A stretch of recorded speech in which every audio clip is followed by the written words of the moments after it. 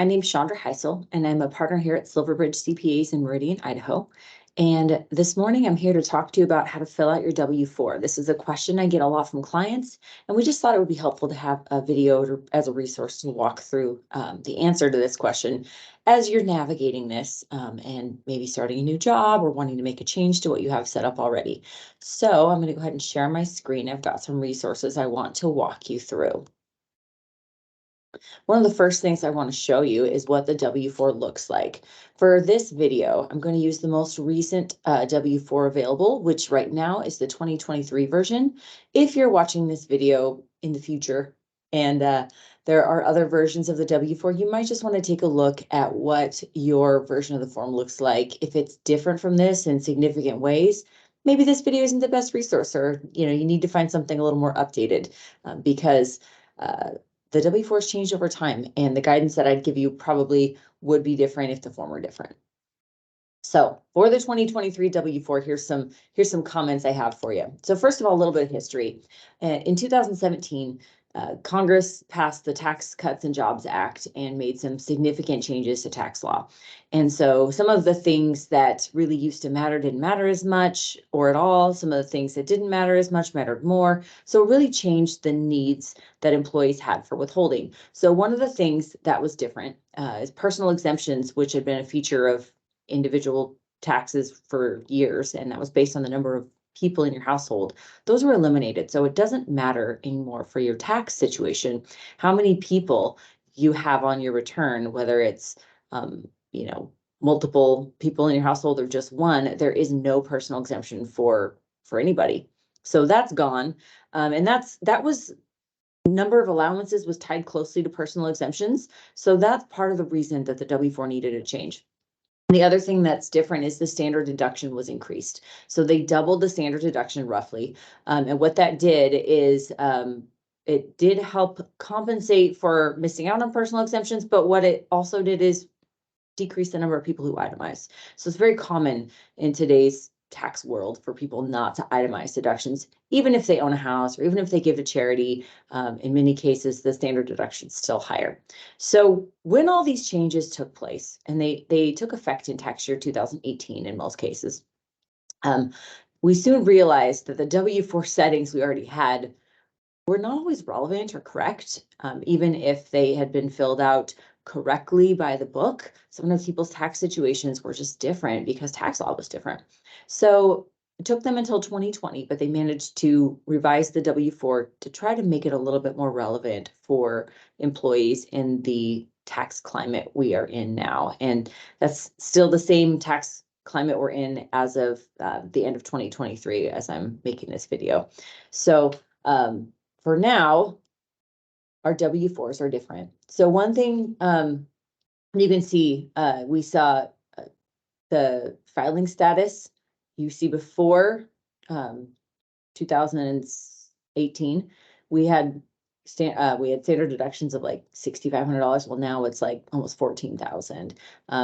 For married people, it was $13,000. Now it's $27,700. And this is for people under the age of 65. There is an additional standard deduction you get once you reach age 65.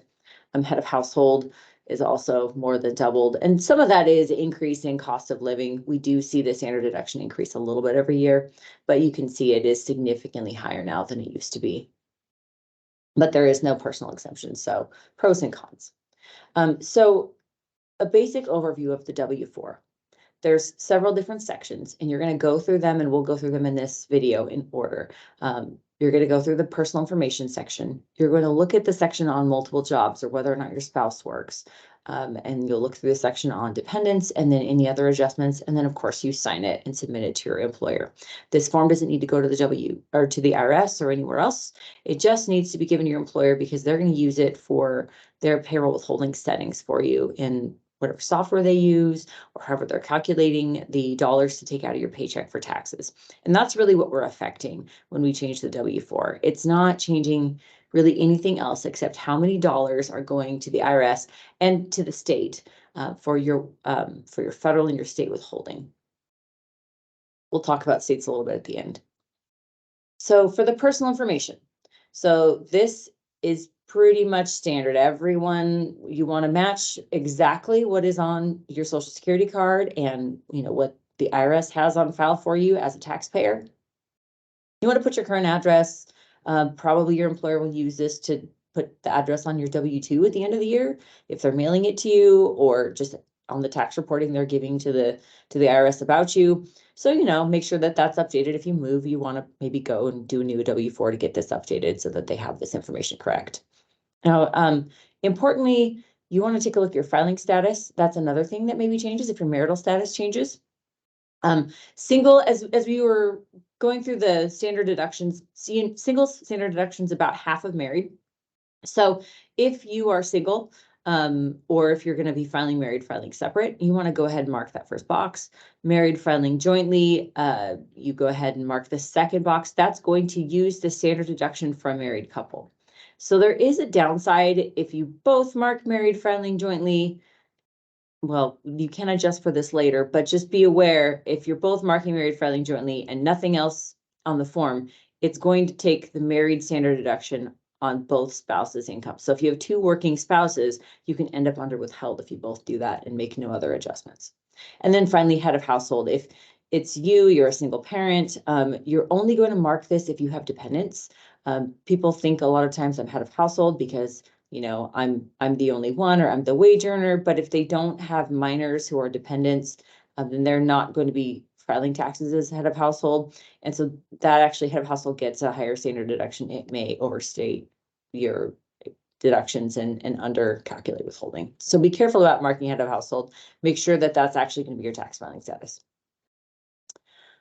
So here's kind of a summary of what I just went over. So keeping this in mind, if it's just you, one job, no kids, you're going to be single or married, filing separate.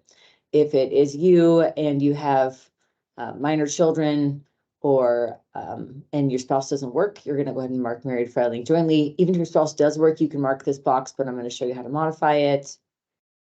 And then head of household is you're maintaining the household for someone else. So it's not just you, it's you and dependents. Okay. Multiple jobs or spouse works. This is a step that you don't want to miss. Here's a worksheet they actually have in the instructions. If you do have multiple jobs and you've got to do withholding from each job, you might want to go through this worksheet and see what you can do to kind of modify things. What I tell clients is there's this little box right here. And what this box tells the IRS is we want higher withholding because both of us are working, or I have multiple jobs and so I want higher withholding. If you don't mark this box, it's just going to go to the appropriate standard deduction for the filing status you used. And so if you have one job that's kind of your main job, maybe at that job you don't mark this box, but if you've got multiple other jobs or something, marking this box is going to increase your withholding. So something you want to do, especially if you have multiple income sources, because otherwise you're going to end up subtracting out the standard deduction worth of tax on all the income sources and not having enough paid in at the end of the year. This kind of walks through that a little bit. So it says, hey, as a married couple, one other thing you can do is just mark married filing separately and not check the box, and that's going to have a similar effect.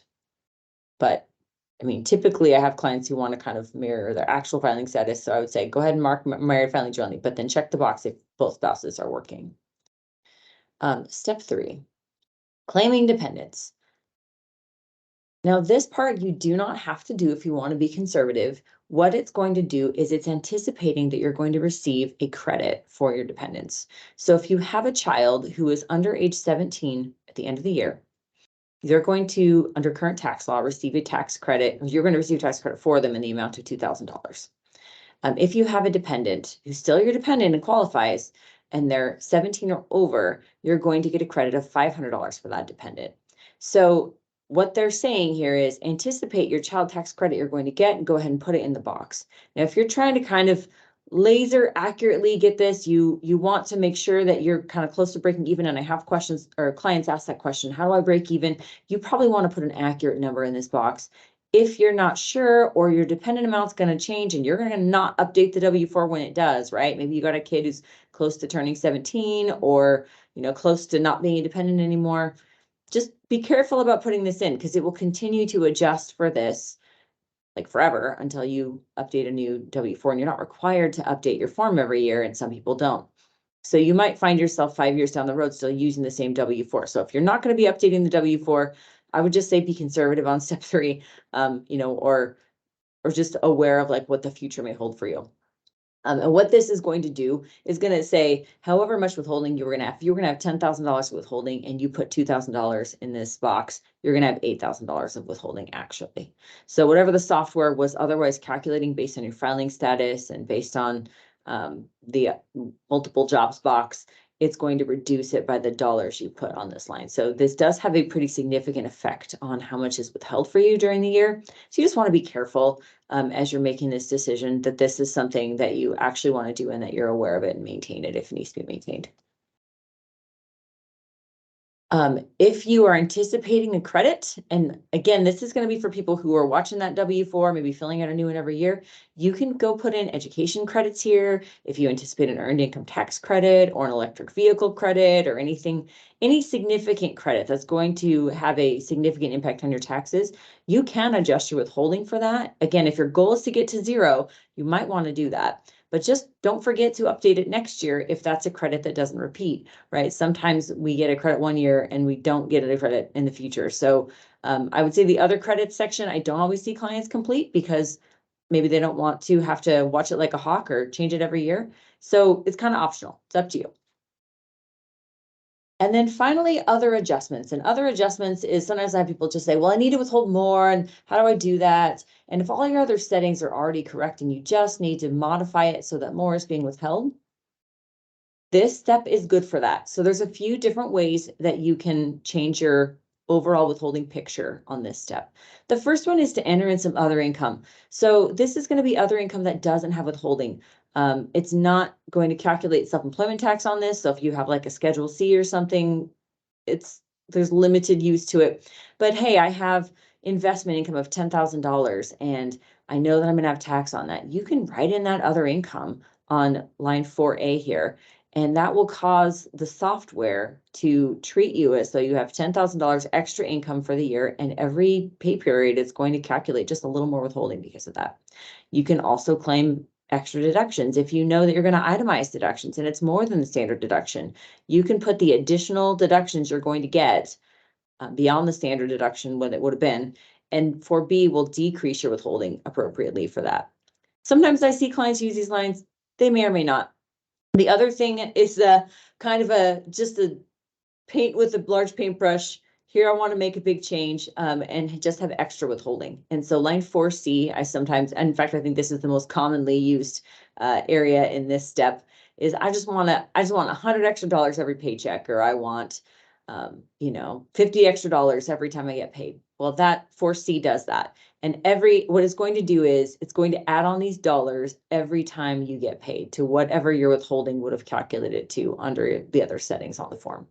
The other thing you can write on that line is if you want to stop all withholding, if you anticipate, I don't need any withholding, I'm not going to have any tax, you can write exempt on line 4C, and that will stop all federal withholding.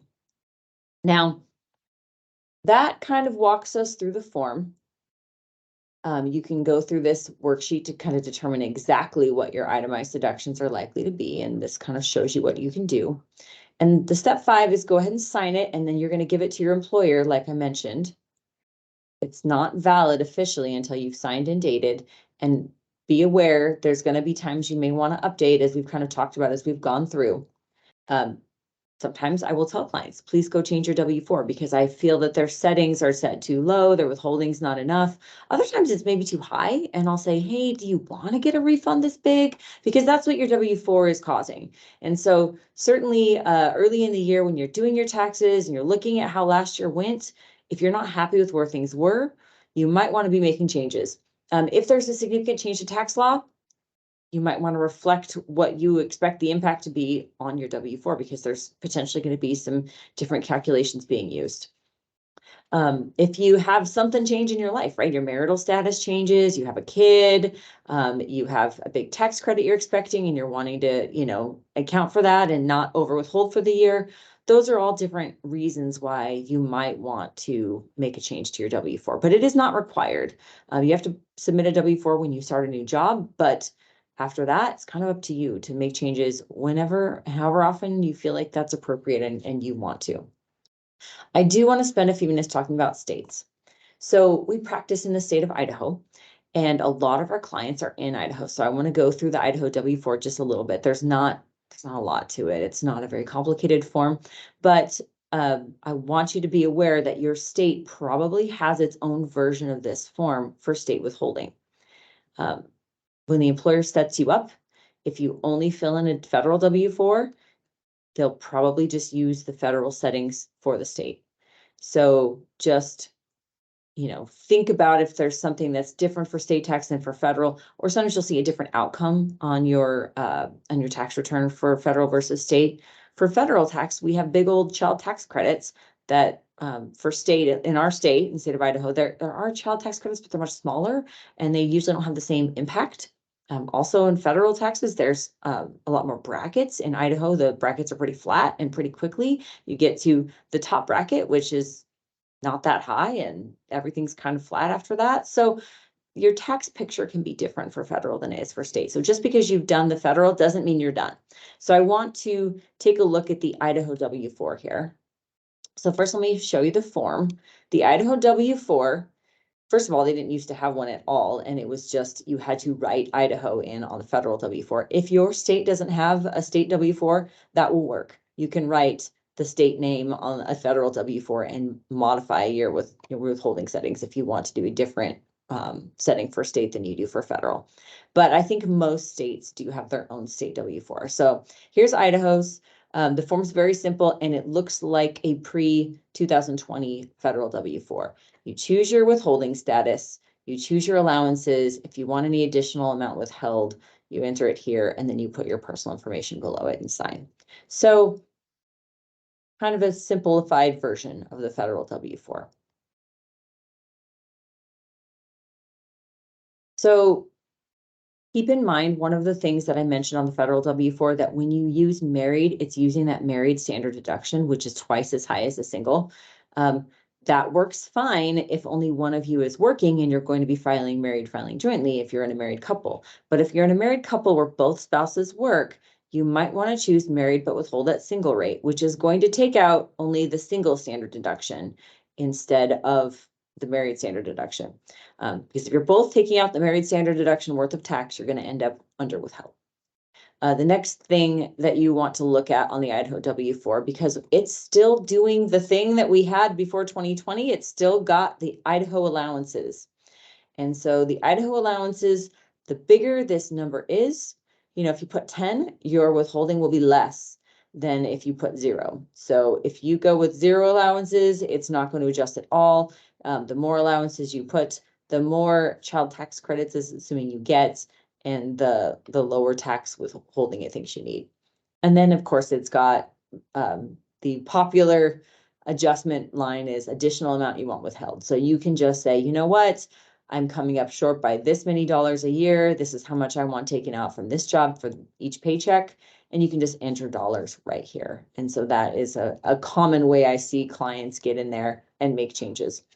And then finally, on that line, if you want to stop all Idaho withholding, and I do have people sometimes who don't have Idaho tax liability for whatever reason, you can write exempt on that line, and then there won't be any Idaho withholding.